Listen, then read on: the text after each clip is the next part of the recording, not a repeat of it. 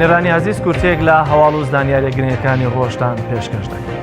دادگای سلێمانی بڕیاری کۆتایی لەسەر کەیسی گیان لە دەستدانی ڕۆژنامە نووسان ئامانج بابانی و لانە محەممەدەوە ڕاگەیاند و کردەوەکەی با هۆکوژی دەزانێت و دۆسیەکەشی بە یەکجاری داخست. بە پێی بەڵگەنامەیەک کە سۆران عومەر ئەندامی پەرلەمانی کوردستان بڵاوی کردوێتەوە ڕۆژی 18 مانگی 12 ساڵی ڕابردوو دادوەر هەڵاڵە فەتاح محەممەد بڕیاری داوە بە داخستنی یەکجاری دۆسیەکە و گەڕانەوەی کەلوپەل و مۆبایل و ئایپادەکانی هەردوو کۆچ کردو بۆ کەسوکاریان.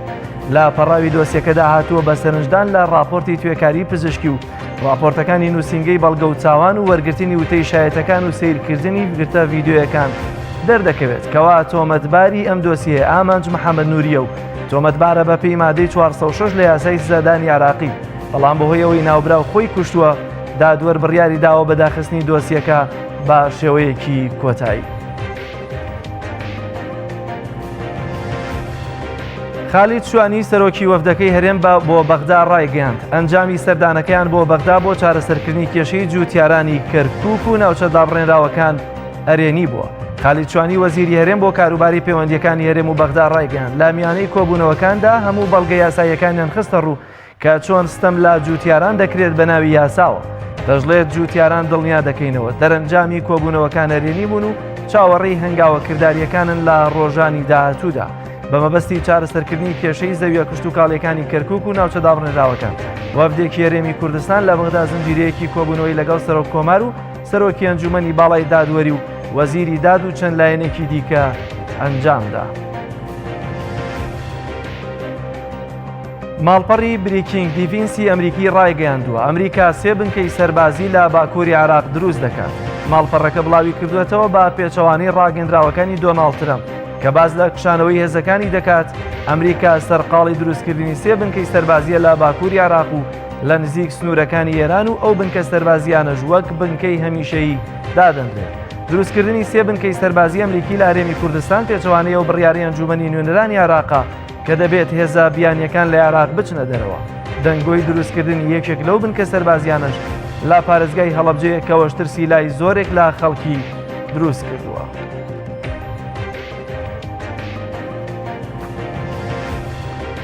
ڕێکخراوی چەکداری داعش لە تۆمارێکی دەنگیدا باز لە دەستپێکردنی قۆناغێکی نوێ دەکەن و تێیدا هەڕەشە لە ئیسرائیل دەکەن. ئەبوو هەمزا قوڕیشی وتەبێژی ڕێکخراوی چەکداری داعش لە تۆمارێکی دەنگیدا وتەکانی پەیامێکی ئاڕاستی ئیسرائیل دەکات و دەڵێت سەربازەکانی خەلافەت لە هەر کوێیەک بن چاوەکانیان لەسەر قودسن و لە ڕۆژانی داهاتووشدا بە پشتیوانی خوددا دەبینن چه ئازارێکتان پێدەگات و چی دەبێتە هۆکاریەوەی ئەو ترسەتان بیر بچێتەوە کە بینیوتانە.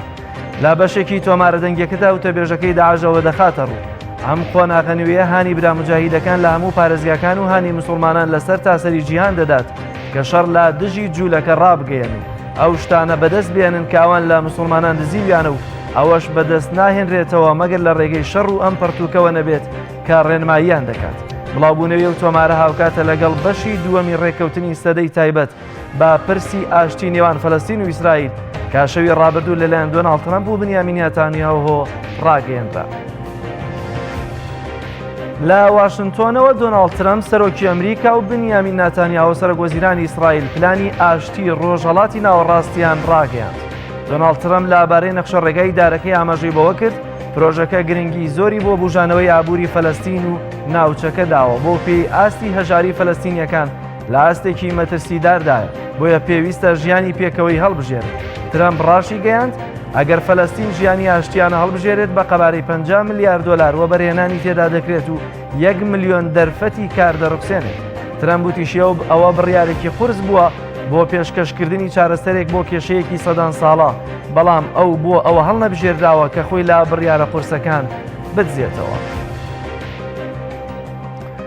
کۆماری ئیسلامی ئێران پرۆژە ئاشتیەکەی دۆناڵد ترەمپ و بنیامین نێتانیاهو بە ناوی ڕێککەوتنی سەدەوە بە سەرهەڵدانی شۆڕشێکی نوێ دژی ئیسرائیل و ڕێککەوتنەکەشی بە سزادانی گەلی فەلەستین ناو دەبات. حسامەدی ناشنا ڕاوێژکاری سەرۆکی کۆماری ئێران لە ڕاگەیەندراوێکدا ڕایگەیاند ئەو ڕێککەوتنە لە نێوان هێزەکانی زایۆنی و ئەمریکادایە و هیچ ڕۆڵێک بە حکوومەت و خەڵکی فەلەستین نەدراوە. ئەوەشی خستە ڕوو ڕێککەوتنەکە پرۆژەیەک نییە بۆ ئاشتی بەڵکو ڕێکارێکە بۆ سزادان و زۆرم لێکردن لە هاوڵاتیانی فەلەستینی. ڕاوێژکارەکەی سەرۆک کۆماری ئێران دەژڵێت ئەمریکا تاکلایەنە بڕیارەکانی پەیوەست بە ئەنجومەنی ئاسایش بۆ دۆسی نێوان دوو دەوڵەت پێشێل کردووە بۆیە دەبێت چاوەڕێی شۆڕشێکی نوێ بێت. دوجار وەزارەتی بەرگری ئەمریکا ئاشکرای کرد 50 سەرباز و فەرمانبەریان بەهۆی هێرشە موشکیەکەی ئێران بۆ سەر سەربازگەی عینەسەد بریندار بوون. تۆماس کامبل وتەبێژی وەزارەتی بەرگری ئەمریکا لە نوێترین ئاماردا ڕایگەیاند بەهۆی هێرشە موشکیەکەی ئێران بۆ سەر سەربازگەی عینەسەد لە پارێزگای ئەنبار 50 حاڵەتی برینداربوونی سەرباز و کارمەندیان تۆمار کراوە کە برینداربوونەکەشان لە قینی مێشک بووە.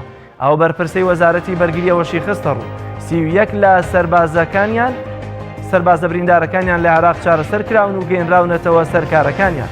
18 دیکەشیان ڕەوانەی ئەڵمانیا کراون بۆ پشکنین و چارەسەر، یەکێکیشان لە کوێیت چارەسەر دەکرێت. بەرەبەیانی ڕۆژی 8 2020 کۆماری ئیسلامی ئێران وەک تۆڵەسەندنەوەیەک بۆ کوشتنی قاسم سلێمانی فەرماندەی فەیلقی قودسی سوپای پازداران هێرشێکی موشکی بۆ سەر بنکە سەربازیەکانی ئەمریکا لە عێراق ئەنجامدا کە یەکێک لە بەهێزترین بنکەی سەربازی ئەمریکا عینەسەدە لە ناوچەکە و دەست بە جێشت دۆناڵد ترامپ ڕایگەیاند هیچ زیانێکی گیانی لە دواوە نەبووە. داڕێژەری ئۆپەراسیۆنی کوشتنی قاسم سلێمانی فەرماندەی پێشووی فەیلقی قودسی سوپای پازداران ئێران لە ئەنجامی کەوتنە خوارەوەی فڕۆکەیەکی ئەمریکی لە ئەفغانستان کوژراوە. میدیای ئێرانیەکان باس لەوە دەکەن لە خستنە خوارەوەی فڕۆکەکەی چەند ڕۆژی ڕابردووی ئەفغانستان ئەو بەرپرسە ئەمریکیی تێدا بووە کە داڕێژەری ئۆپەراسیۆنی کوشتنی قاسم سلێمانی و ئەبوو مەهدی موهەندیسی جێبەجێ کردووە. دواتر بزوتنەوەی تالیبانیش بەرپرسیارەتی خستنە خوارەوەی فڕۆکەکەی گرتاستوە. میدیاکانی ئێران دەڵێن مایک دی ئەندریا کە بە ئایەتوڵڵا مایک ناسراوە بەرپرس بووە لە کوشتنی عیماد موغنیە بەرپرسی باڵای حیزبوڵای لوبنان لە ساڵی 2008 کوشتنی قاسم سلێمانی و ئەبوو مەهدی موهەندس لە عێراق و بەرپرسی دۆسیەی ئێرانیش بووە لە دەستگای هەواڵگری سیایەی ئەمریکیدا. فڕۆکەیەکی بێفڕۆکەوانی ئێران لە پارێزگای خوزستان کەوتە خوارەوە. فڕۆکەکە لە جۆری شاهید 129 بووە بە وتەی میدیا ئێرانیەکانیش لە کاتی نیشتنەوەدا بووە کە کۆنتڕۆڵی لە دەستانەما و کەوتووەتە خوارەوە و زیانی بەرکەوتووە. ئەو فڕۆکە بێفڕۆکەوانە 8 ساڵ لەمەوبەر لەلایەن بەرپرسێکی سوپای پازدارانەوە دروست کراوە و فڕۆکەیەکی شەڕکەر بووە و توانای فڕین و مەودای ڕۆشتنی 1700 کیلۆمەتر زیاتر بووە و توانیوێتی لە بەرزایی 24 پێدا بفڕێت. بەلەمێک لە کەناراوەکانی مێرسی لە وڵاتی تورکیا ژێر ئاو کەوت و بۆ هێشەوە 4 کۆچبەر تێیدا بێسەر و شوێن بوو. دەستگای لووتکە بۆ کاروباری ئاوارە و پەنابەران ڕایگەیاند بەلەمێکی بچووکی فایبەر کە 5 کۆچبەری هەڵگرتبوو لە تورکیاوە بەرەو کەناراوەکانی یۆنان ڕۆشتووە کە بەهۆی خراپی کەشوهاوە ژێر ئاو کەوتووە و بۆ هۆیشەوە 4 لە کۆچبەرانەی کە تێیدا بوون بێسەر و شوێن بوو. ڕووداوەکەش بە شێوەیەک بووە کە پیاوێکی ماسیگر لە دووری 1 میل لە کەناراوەکانی مێرسی پۆلیسی تورکیا لە ڕووداوەکە ئاگدار کردووەتەوە و یەکێک لە کۆچبەرەکانیشی ڕزگار کردووە. نوێنەری دەستگای لووتکە ئاماژەی بۆش کردووە. تاکو ئێستا ناسنامەی ونبووەکان ئاشکرا نەکراوە و بە دیاری ماوەتەوە و کۆچبەرە ڕزگار بووەکەش بەڕێگە سووریە.